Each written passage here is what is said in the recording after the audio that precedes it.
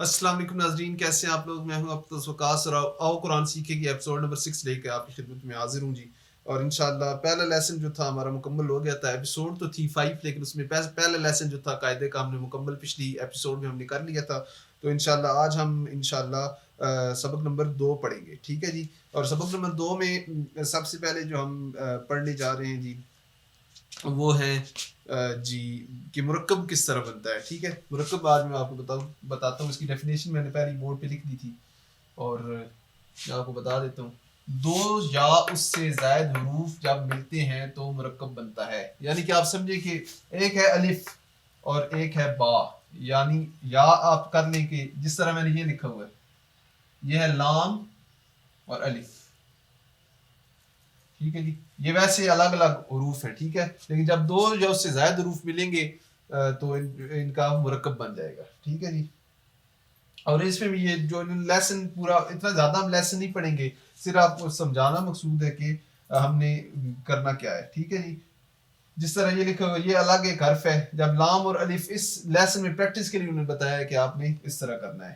اور اس کے بعد تلفظ کی ادائیگی کا بھی ہم جو ہے وہ خیال اس انہوں نے کہا ہے کہ آپ لوگ خیال رکھیں. ٹھیک ہے. تو آپ کو میں امید کرتا ہوں کہ مرکب کیا ہوتا ہے یہ آپ کو سمجھ آ گئی ہوگی. ویسے اگر ایک حرف ہے با اور ایک حرف ہے لام, اور لام اور با کو جب ہم اکٹھا لکھیں گے تو وہ ایک مرکب بن جائے گا. ٹھیک ہوگا. اس طرح پوری نے مشق دی ہوئی ہے تو اس میں میرے خیال میں ہمیں جانے کی ضرورت نہیں ہے, کہ شارٹ کٹ طریقے سے میں چاہتا ہوں کہ آپ لوگ سیکھیں. پریکٹس تو کافی پھر لمبے لمبے لیسن ہیں تو پھر وہ ویڈیو بھی کافی زیادہ لمبی ہو جائے گی. تو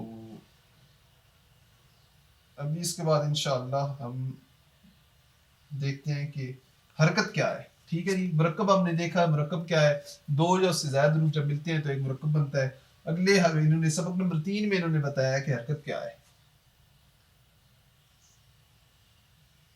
حرکت زیر زبر پیش کو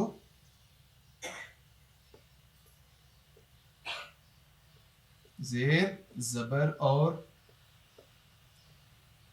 پیش کو حرکت کہتے ہیں.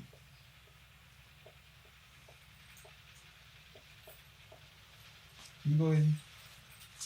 تھوڑا زوم آؤٹ کر دیں تاکہ میری تصویر صحیح نظر آ سکے.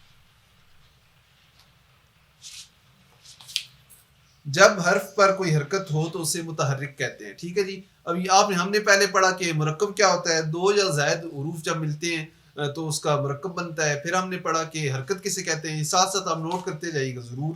حرکت کسے کہتے ہیں. حرکت زیر زبر پیش کو حرکت کہتے ہیں. ٹھیک ہے جی. اور پھر ہم نے پڑھا کہ جس حرف کے اوپر زیر زبر پیش ہو اسے کیا کہتے ہیں, تو اسے متحرک کہتے ہیں. ٹھیک ہے. زبر منہ اور آواز کو کھول کر زیر آواز کو نیچے گرا کر اور پیش ہونٹوں کو گول کر کے ادا کریں. ٹھیک ہے. آپ لکھ لیں زبر منہ اور آواز کو کھول کر زیر آواز کو نیچے گرا کر اور پیش ہونٹوں کو گول کر کے ادا کریں. اور نیچے انہوں نے لکھا ہے کہ حرکت جس حرف کے اوپر حرکت ہوگی تو اس حرف کو ہم نے پڑھنا کس طرح ہے. ٹھیک ہے. حرکات کو بغیر کھینچے بغیر جھٹکا دیے معروف پڑھیں. ٹھیک ہے جی. اور آگے جو مین چیز ہے حرکات کو کس طرح پڑھنا ہے, بغیر جھٹکا دیے نرمی سے. انشاءاللہ ہم اس کو بغیر جھٹکا دیے معروف پڑھنا ہے حرکات کو. ٹھیک ہے. اور اس کے بعد ہم انشاءاللہ پڑھتے ہیں کہ ویسے تو آپ کو میں تھوڑی سی ایک مثال دینا چاہتا ہوں کہ یہ ہے اگر ایک یہ کیا ہے جی الف ہے. ٹھیک ہے. یہ ہے الف. اور اگر ہم الف پہ زبر آ جاتی ہے یا الف پہ اس کے نیچے زیر آ جاتی ہے یا الف کے اوپر پیش آ جاتی ہے تو ہم اس الف نہیں پڑھیں گے. ٹھیک ہے. اگر کوئی حرکت نہیں ہوگی یعنی زیر زبر پیش نہیں ہوگی تو وہ الف پڑھا جائے گا.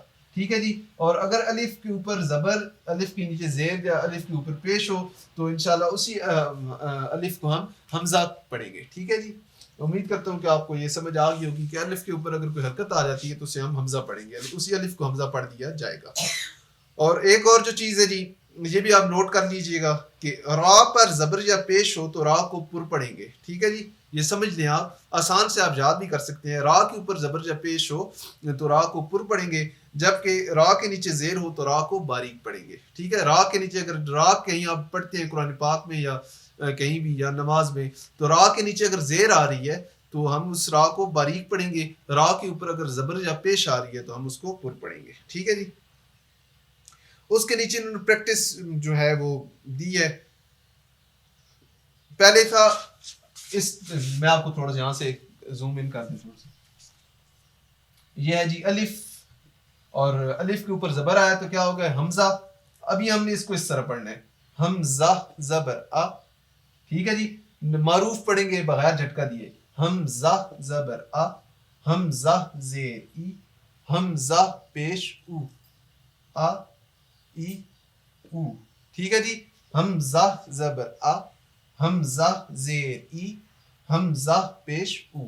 اور اتنا ہی پڑھنا ہے جتنا میں نے ابھی لمبا کیا ہے نا، کہ حمزہ زبر آ، حمزہ زیر ای، حمزہ پیش او، آ ای او. اس طرح نہیں پڑھنا حمزہ زبر آ، حمزہ زیر ای، حمزہ پیش او. یہ غلط ہو جائے گا. ٹھیک ہے جی. حرکت کو بس تھوڑا سا اس کو کھینچنا ہے. ٹھیک ہے.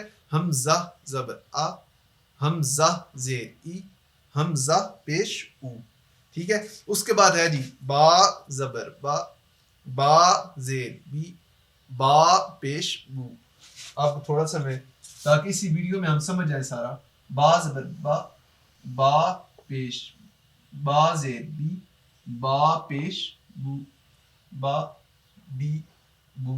اسی طرح جی جو بھی یعنی کہ آپ سمجھ لیں کہ جو میں نے آپ کو جو پچھلے لیسن میں سارے بورڈ پہ میں نے سمجھائے تھے الف با تا سارے، اسی طرح آپ نے اپنی پریکٹس کرنی ہے.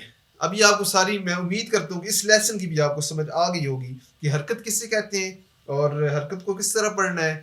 اور را کے اوپر اگر زبر ہو یا پیش ہو تو پر پڑھیں گے را کو، اور را کے نیچے اگر زیر ہو تو را کو باریک پڑھیں گے. ٹھیک ہے جی. 2-3 چیزیں تھیں جو اس سبق میں آپ کو سمجھا دی گئی ہیں. تو اختتام ہوتا ہے جی آج کے ایپیسوڈ کے. انشاءاللہ نیکسٹ ایپیسوڈ لے کر آپ کے سامنے میں حاضر ہوں گا. اللہ حافظ. فی امان اللہ.